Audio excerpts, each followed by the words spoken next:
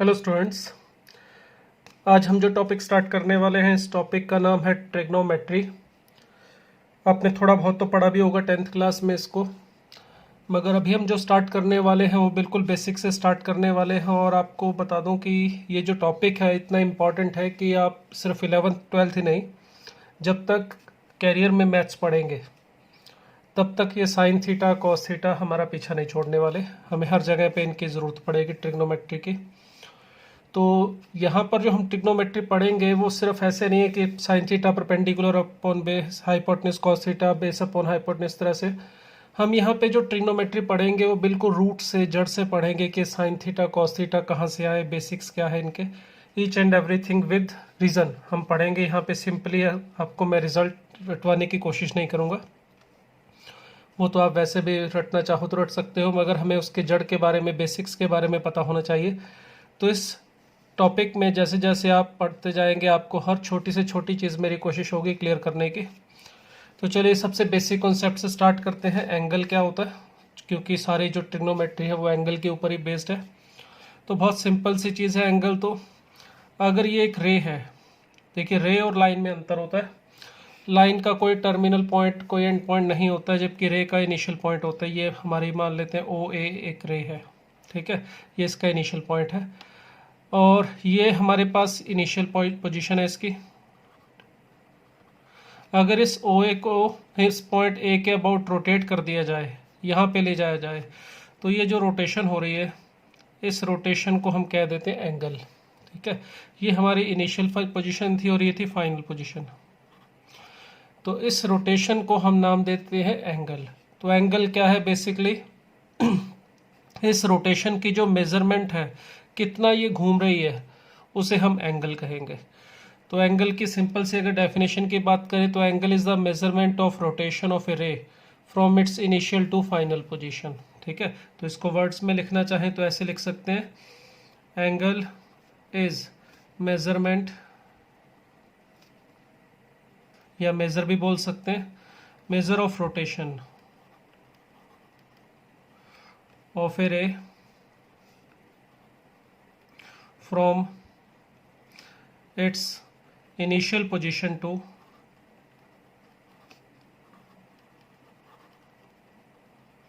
final position।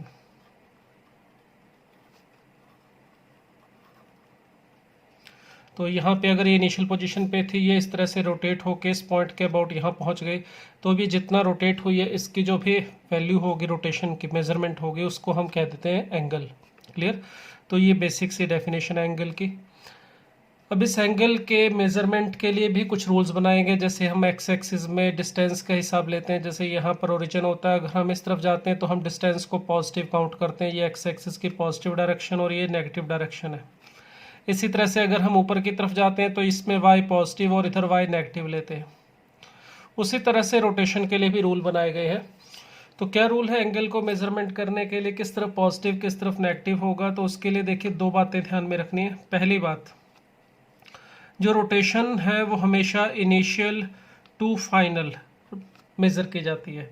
अगर ये मान लेते हैं इनिशियल पोजीशन है ओ ए और ये है फाइनल पोजीशन, एक और डायग्राम बना लेता हूँ। जैसे ये ओ ए हमारी इनिशियल पोजीशन है और ये ओ बी है हमारी फाइनल पोजीशन, ठीक है। ये इनिशियल और ये फाइनल। तो रोटेशन हमेशा मेज़र की जाएगी इनिशियल टू फाइनल। मतलब क्या है इस इनिशियल टू फाइनल का, हमने जब रोटेशन मेज़र करनी है तो इनिशियल पे यहाँ पे खड़े होंगे और इससे आप फाइनल की तरफ इस तरह से घूमेंगे। अगर यहाँ पर है तो आप इस तरह से मूव करेंगे।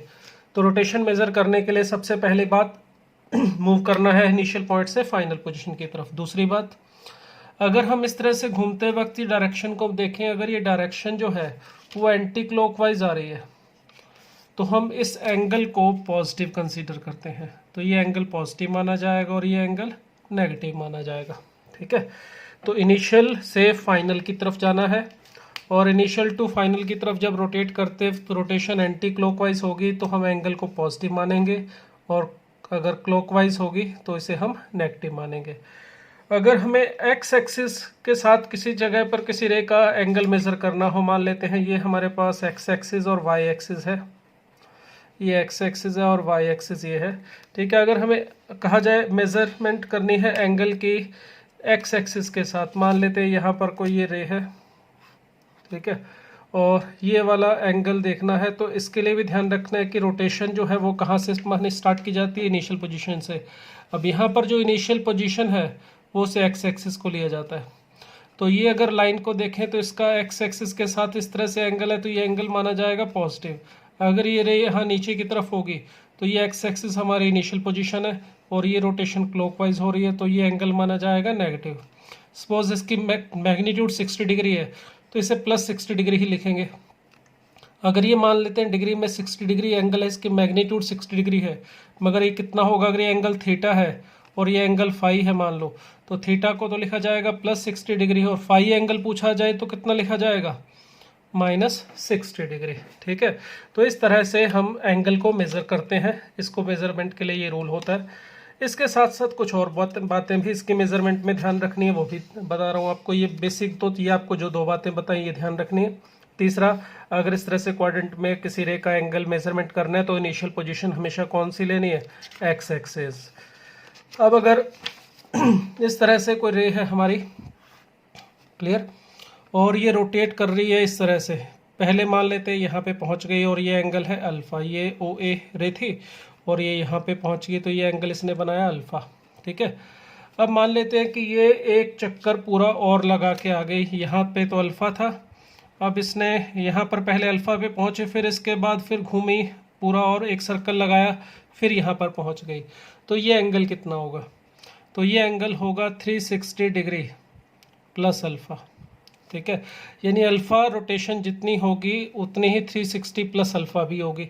360 घूम के आगे वहीं पर पहुँच जाओगे, तो ये मैग्नीट्यूड इसका अगर देखोगे ये वाला एंगल उतना ही रहेगा, मगर हम इसको 360 प्लस अल्फ़ा इसलिए कह रहे हैं क्योंकि चक्कर हमने एक और लगाया, घुमाव हमारा 360 डिग्री एक्स्ट्रा है। इसी तरह से इसी जगह पर पहुंचोगे, अगर आप एक और सर्कल लगा के आ जाओ, मतलब इसी जगह पर हमारा एंगल ये अल्फ़ा भी यही एंगल यहीं पर होगा, एंगल 360 प्लस अल्फ़ा भी यहीं पर होगा, 720 प्लस अल्फ़ा भी यहीं पर होगा। इसी तरह से यहाँ पर ये एंगल अगर मान लेते हैं बीटा है, ठीक है, अब आप या इसको नेगेटिव है मान लेते हैं तो माइनस बीटा ले लो, या मैग्नीट्यूड वाइज नहीं बात कर रहे, अगर हम इसकी वैल्यू -30 है तो बीटा मान लेते हैं -30 डिग्री है।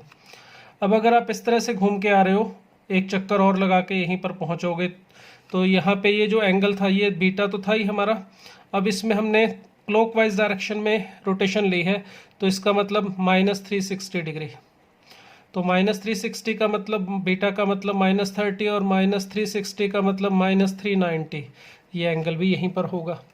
अगर आप एक और घुमाव यहाँ से करके आ जाओ, एक चक्कर और लगा के आ जाओ इस तरह से, ये एक चक्कर तो यहाँ पे पूरा हो गया था, शुरू किया, फिर एक चक्कर और इस तरह से लगा के यहीं पर पहुँच जाए, तो हमने 2 चक्कर लगा लिए, तो इसका मतलब हमने 2 चक्कर का मतलब 720 डिग्री घूम लिया, तो यहीं पर हमारा जो एंगल होगा बीटा माइनस, क्योंकि रोटेशन क्लॉकवाइज है तो माइनस होगा 720, तो -30 -720 -750 एंगल भी यहीं पर होगा 750 डिग्री। ठीक है, तो इस तरह से अगर हम घूम रहे हैं 360 डिग्री, चाहे एंटी क्लॉकवाइज घूमे चाहे क्लॉकवाइज घूमे, तो जहाँ पर आप पहले थे ठीक उतने ही एंगल पे आप दोबारा पहुँच जाओगे। ठीक है, और इसी तरह से हमें अब इसमें ज़रूरत पड़ेगी क्वाड्रेंट के अंदर एंगल कहाँ पर होगा उसके बारे में। तो क्वाड्रेंट का थोड़ा आपको जानकारी होगी, 10th क्लास में पढ़ते थे। ये एक्स एक्सिस, ये वाई एक्सिस है, ये एक्स एक्सिस की पॉजिटिव डायरेक्शन है, वाई एक्सिस की पॉजिटिव डायरेक्शन, ये है एक्स एक्सिस की नेगेटिव डायरेक्शन, और ये एक्स एक्सिस की नेगेटिव डायरेक्शन इस तरह से, ये वाई की नेगेटिव, सॉरी, ये ओरिजिन है। तो ये जो फर्स्ट क्वाड्रेंट है हम इस वाले रीजन को बोलते हैं जहां पर एक्स और वाई दोनों पॉजिटिव होते हैं, ये हमारा जो रीजन है इसको कहते हैं फर्स्ट क्वाड्रेंट। इसी तरह से ये वाला जो होगा ये सेकंड क्वाड्रेंट है, ये थर्ड क्वाड्रेंट है और ये फोर्थ क्वाड्रेंट है। तो ये हमारे पास 4 क्वाड्रेंट होते हैं। ठीक है, इन क्वाड्रेंट के अंदर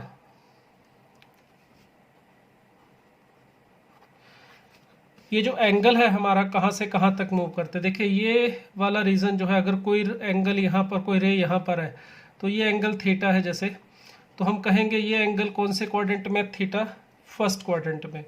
तो थीटा की वैल्यू कहाँ से कहाँ तक है फर्स्ट क्वाड्रेंट के लिए, 0 से लेके, अगर थीटा की वैल्यू 90 डिग्री है तो हम कहेंगे थीटा लाई करेगा फर्स्ट क्वाड्रेंट में, इन फर्स्ट क्वाड्रेंट। ठीक है, इसी तरह से अगर थीटा की वैल्यू देखिए यहाँ पर, अगर आप इसको लाइन को ले जाएंगे तो ये एंगल है अगर हमारा थीटा यहाँ पे, ठीक है, इसको पी नाम दे देते हैं, चलो इसको क्यू लिख लेता हूँ मैं। अब अगर क्यू ओ क्यू जो लाइन है ये एंगल थीटा बना रही है, यानी थीटा हमारा 90 से बड़ा है, यहाँ पे 0 डिग्री है एंगल, देखिए इस जगह पे एंगल होगा 90 डिग्री, ये एंगल 90 डिग्री होता है। इसी तरह से यहाँ पर एंगल 180 डिग्री, 180 डिग्री इस जगह पर आ जाता है, और 270 डिग्री यहाँ पर आएगा, और वापस 360 यहाँ पर पहुँच जाता है। तो अगर यहाँ पे लाइन इस लाइन के ऊपर कोई रे पहुँच जाए, पी अगर इस पॉइंट पे पहुँच जाए तो पी कितना एंगल बना रहा है, 90 डिग्री। तो जो 90 डिग्री वाला एंगल है, यहाँ पर मैंने इक्वल टू नहीं लगाया, मतलब 90 डिग्री फर्स्ट क्वाड्रेंट में नहीं होता, 90 डिग्री जो है इस वाई एक्सिस के ऊपर आ जाता है पॉजिटिव, इसको क्वाड्रेंट एंगल बोलते हैं। ठीक है, तो इसको ये नहीं बोल सकते थीटा 90 है तो फर्स्ट क्वाड्रेंट में। यहाँ पर 0 90 दोनों पे देखिए ओपन इंटरवल है। इसी तरह से अगर 90 से लेके थीटा 180 डिग्री के बीच में है तो हम इसमें कह देते हैं theta lies in second quadrant. और थीटा अगर 180 से यहाँ पे चला जाए, देखिए यहाँ पे एंगल इस तरह से घूम के आ रहा है, तो ये एंगल हमारा 180 प्लस समथिंग हो जाएगा, मगर 270 से कम है। तो थीटा की वैल्यू अगर 180 और 270 के बीच में है, 180 डिग्री है यहाँ पे, यहाँ पर भी 90 डिग्री, 0 डिग्री। तो थीटा अगर 270 डिग्री और 180 डिग्री के बीच में है तो हम कहेंगे कि थीटा कौन से क्वाड्रेंट में है, थर्ड क्वाड्रेंट में। और अगर 270 से लेके 360 के बीच में है तो हम कहेंगे theta lies in fourth quadrant. तो ये हमारे पास first second third fourth quadrant है। फोर्थ क्वाड्रेंट इस तरह से भी होगा, क्लियर। इसमें देखिए अगर मान लो पूछा जाए भाई ये एंगल कहाँ पर होगा 60 डिग्री, तो हम कहेंगे फर्स्ट क्वाड्रेंट में यहाँ पर है। बट पूछा जाए -60 कहाँ पर होगा तो फिर क्या बताएंगे, देखो -60 के लिए हमें इधर से गाना पड़ेगा, रोटेशन हमारे क्लॉकवाइज होनी चाहिए। तो +60 तो फर्स्ट क्वाड्रेंट में है, अगर -60 पूछा जाए तो इधर से आना पड़ेगा। तो -60 डिग्री अगर कोई लाइन बना रही है तो ये जो -60 डिग्री है वो माना जाएगा कौन से क्वाड्रेंट में, फोर्थ क्वाड्रेंट में। इसी तरह से 120 डिग्री है तो 120 डिग्री तो एंगल इस तरह से होगा, तो देखिए ये सेकंड क्वाड्रेंट में पहुंच गया। बट -120 डिग्री कहा जाए तो रोटेशन क्लॉकवाइज चलना पड़ेगा इस तरह से, तो ये -120 डिग्री होगा। तो अगर -120 डिग्री पूछा जाए तो कौन से क्वाड्रेंट में माना जाएगा, ये हमारा third quadrant, clear. 0 degree, 90 degree, 180 degree, 270 और 36 डिग्री में मैंने कहीं पर भी इक्वल टू का साइन नहीं लगाया। अगर कोई पूछा जाए कि एंगल 90 डिग्री कौन से क्वाड्रेंट में है या 180 कौन से क्वाड्रेंट में, तो ये किसी भी क्वाड्रेंट में नहीं आते। ये हमारे स्टैंडर्ड जो एंगल्स हैं 90, 80, 270, 360, ये एक्स एक्सिस और वाई एक्सिस के ऊपर आते हैं। ठीक है, तो इनको हम स्टैंडर्ड एंगल्स या फिर क्वाड्रेंट एंगल्स बोल देते हैं, क्वार्टर एंगल्स भी बोल देते हैं इनको। ठीक है, तो यहाँ पर जो हमारे पास पॉइंट अगर इस जगह पर होगा तो ये 90 डिग्री का एंगल बनाएगा। तो हम ये नहीं कह सकते 90 डिग्री बनाने का मतलब ये फर्स्ट क्वाड्रेंट में है पॉइंट। पी अगर यहाँ पर कोई पॉइंट है ओपी बना रहा है 60 डिग्री तो हम कहेंगे पी कहाँ पर है, फर्स्ट क्वाड्रेंट में। क्यू अगर पॉइंट यहाँ पर है और ओ क्यू बना रहा है 150 डिग्री का एंगल तो हम कहेंगे 150 डिग्री एंगल बनाने का मतलब क्यू कहाँ पर होना चाहिए, सेकंड क्वाड्रेंट में, क्लियर। अब इसमें ये जो 90 डिग्री था, अगर कोई पॉइंट यहाँ पर है तो वो ये एंगल बनाएगा 90 डिग्री, इसको हम स्पेशल नाम दे देते हैं राइट एंगल। ठीक है, तो वन राइट एंगल का मतलब क्या होगा, वन राइट एंगल का मतलब होता है 90 डिग्री। वन राइट एंगल यानी कि 90 डिग्री वाला एंगल, या इसको आप बोल सकते हो 1 quarter of circle, 1 quarter of circle. 1 quarter of circle का क्या मतलब हुआ, ये पूरा सर्कल है देखिए, तो ये इसका जो 1/4 पार्ट होता है ये होता है राइट एंगल। अब जरूरी नहीं कि वो यहीं पर है तो ही राइट एंगल कहलाएगा। अगर मान लो एक लाइन ऐसी है और इस तरह से है तो ये दोनों एंगल, ये इस तरह से बना हुआ एंगल है, ये 90 डिग्री है तो इसको भी 1 राइट एंगल बोलेंगे। ऐसा नहीं है कि राइट एंगल के लिए इसी जगह पर बनना चाहिए। अगर मान लो कोई ट्रायंगल है इस तरह से हमारी, ठीक है, और उसमें यहाँ पर राइट एंगल, यहाँ पे एंगल 90 डिग्री है तो हम इसको राइट एंगल बोल सकते हैं। ज़रूरी नहीं है कि ये ओरिजिन ही होना चाहिए पॉइंट ए बी से इस तरह से, तो हम बोलेंगे कि एंगल ए क्या है, हमारा राइट एंगल है, क्योंकि इसमें ये 90 डिग्री का एंगल है। तो ये था हमारा राइट एंगल। नेक्स्ट है, इसमें हमें थोड़ा और जानकारी चाहिए होगी, कुछ पॉइंट्स आगे हम पढ़ने वाले मेज़रमेंट ऑफ एंगल, उसमें आपको पाई के बारे में थोड़ा सा बता दूं मैं। पाई, जिसके बारे में आपने थोड़ा बहुत सुना भी होगा, कभी यूज़ भी किया होगा। पाई जो आप 10th क्लास में यूज़ करते थे अपना एरिया ऑफ सर्कल के लिए, पाई आर स्क्वायर, वही पाई की बात हो रही है। तो पाई को थोड़ा और अच्छे से जान लेते हैं आगे बढ़ने से पहले, क्योंकि यहाँ पर एंगल में हम पाई की बहुत बार बात करेंगे। तो सबसे पहले पाई होता क्या है, ठीक है, पाई की डेफिनेशन क्या है। पाई को हम कुछ इस तरह से डिफाइन करते हैं, it is the ratio of circumference of a circle and its diameter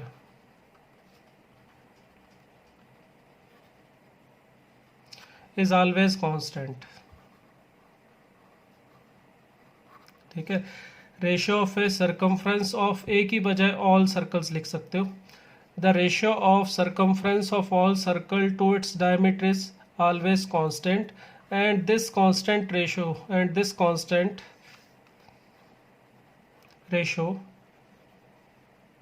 is called pi। ये है पाई की डेफिनेशन। क्या मतलब है, देखिए, आप कोई भी सर्कल ले लीजिए, चाहे छोटा सर्कल लो चाहे आप बड़ा सर्कल लो। अगर मान लेते हैं इस सर्कल का जो सर्कमफ्रेंस है सी है, सी का मतलब सर्कमफ्रेंस,